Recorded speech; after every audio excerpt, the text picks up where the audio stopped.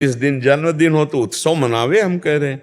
घंटा 2 घंटा कीर्तन करे, ठाकुर जी को भोग लगावे, 10-20 लोगों को पवावे, ऐसे मांगलिक उत्सव मनावे।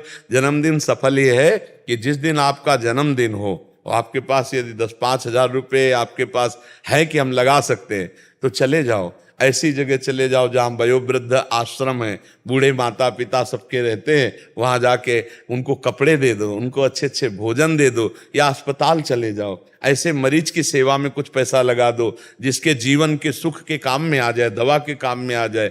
ये खूब कीर्तन करो, 10-5 लोगों को भोजन पवाओ। ऐसे तो उत्सव मनाना हमें लगता है अच्छा, लेकिन जन्मदिन है, हैप्पी बर्थडे और शराब के गिलास लड़ रहे हैं, तो हमें लगता है कि पूरा जीवन ही बर्बाद हो जाएगा, 1 साल तो बर्बाद ही होगा।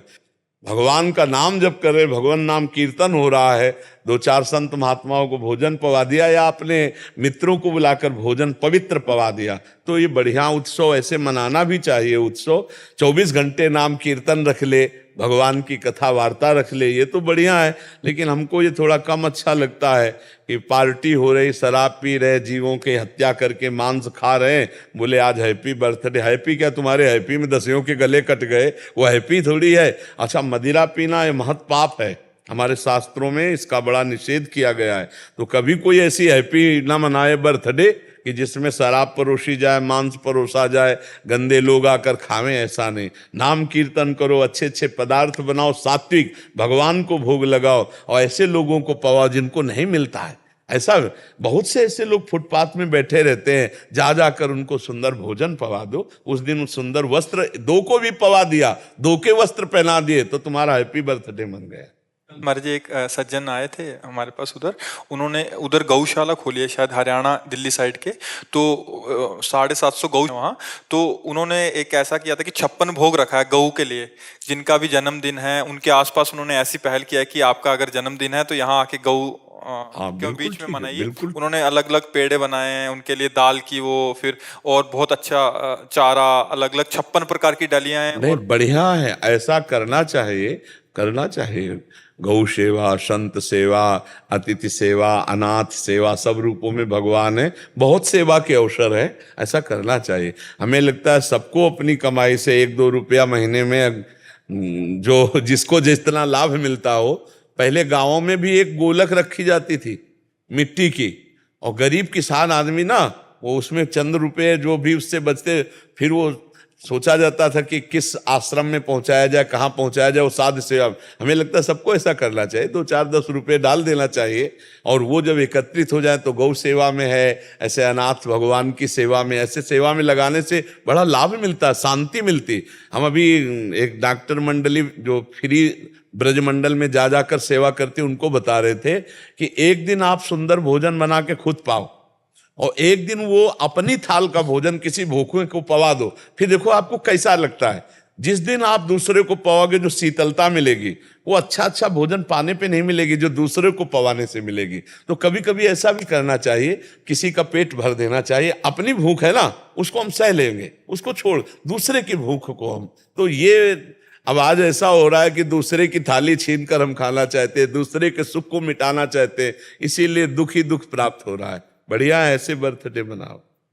अजीत कुमार जी, राधे राधे महाराज जी। महाराज जी, हम ईश्वर के साथ गहरा संबंध विकसित करने के लिए क्या कर सकते हैं और अपने जीवन में ईश्वर की उपस्थिति का कैसे अनुभव कर सकते हैं?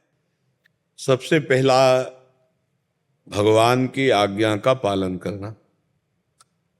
भगवान स्पष्ट आज्ञा करते हैं, अनन्य चेता सततम यो माम स्मरति नित्यशः तस्याहम सुलभा पार्थ नित्य युक्त योगिना। जो मेरा अनन्य चिंतन करता है, अनन्य चेता सततम यो माम स्मरति नित्यशः तस्याहम सुलभा पार्थ, जो हमारा भगवान का संबंध है वो जागृत हो जाएगा। भगवान उसके मानस पटल पर झलकने लगेंगे, उसको ये अनुभूति होने लगेगी कि भगवान मेरे हृदय में हैं, वो अनुभव करने लगेगा। पर शर्त है, अनन्य चेता सततम यो माम स्मरति नित्यशः, नित्य निरंतर सतत भगवान का भजन, वो बड़ा कठिन हो रहा है। नित्य निरंतर सतत शरीर का स्मरण हो रहा है, नित्य निरंतर सतत भोगों का स्मरण हो रहा है, नित्य निरंतर सतत शरीर संबंधियों का चिंतन हो रहा है, कैसे भगवान की अनुभूति हो, कैसे भगवान हम में हैं, हम भगवान के हैं, ये कैसे अनुभूति हो। तो इसके लिए मानव जीवन मिला कि हम निरंतर साधन कर सकें। तो अब जिन्होंने यौवन अवस्था बाल्यावस्था से अभ्यास किया तो वृद्धावस्था में इस बात को समझ सकते हैं, अन्यथा नहीं समझ सकते, क्योंकि भोगों में जितनी बुद्धि लगाई गई वो सब भ्रष्ट हो गई। भोगैश्वर्य प्रसक्ता नाम तयापहृत चेतसाम व्यवसायत्मिका बुद्धि समाधो न विधीयते। जिसने अपनी बुद्धि को भोगों में लगा दिया, जिसका चित्त भोगों में संग्रह में लग चुका है, अब वो भगवान की प्राप्ति करना या भगवान के संबंध में वो अज्ञानी ही रहेगा, वो जान नहीं पाएगा। अगर वो भोगों का त्याग किसी महात्मा के संग से कर पावे तो बुद्धि फिर उसकी भगवान में लग जाए। अब ज्यादा समय रह नहीं गया, बहुत आयु तो निकल गई व्यर्थ के कार्यों में। अब नाम जब पकड़ लो तो बात बन जाए, क्योंकि स्थिति कुछ नहीं। हम कह रहे हैं राधा, और अभी प्राण निकल जाएंगे तो भगवान की प्राप्ति हो जाएगी। हम कह रहे हैं राम, हम कह रहे हैं कृष्ण, और अभी प्राण निकल गए तो भगवान की प्राप्ति हो जाएगी। जैसे अजामिल अपने पुत्र के बहाने से जब नारायण नाम लिया तो भगवान की प्राप्ति हो गई। तो हमें इस समय एक ही उपाय समझ में आ रहा है कि हम खूब नाम जप करें, और ये युग धर्म के अनुसार भी उपाय है। कृतयुगे ध्यायते विष्णुम त्रेतायाम यजतई मखई द्वापरे परिचर्यायाम कलौ तद्धरि कीर्तनात्। कलयुग में भगवान नाम जप, भगवत नाम कीर्तन, इससे बहुत जल्दी लाभ प्राप्त होता है।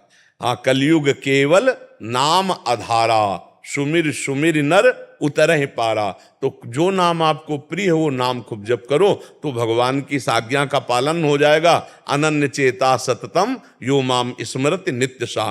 तो भगवान के नाम का स्मरण, भगवान के रूप का ध्यान, भगवान की लीला कथा सुनना, भगवान के धर्म युक्त जो तीर्थ हैं, जो धाम हैं, इनके दर्शन करना, इसी से हमें भगवत प्राप्ति हो जाएगी।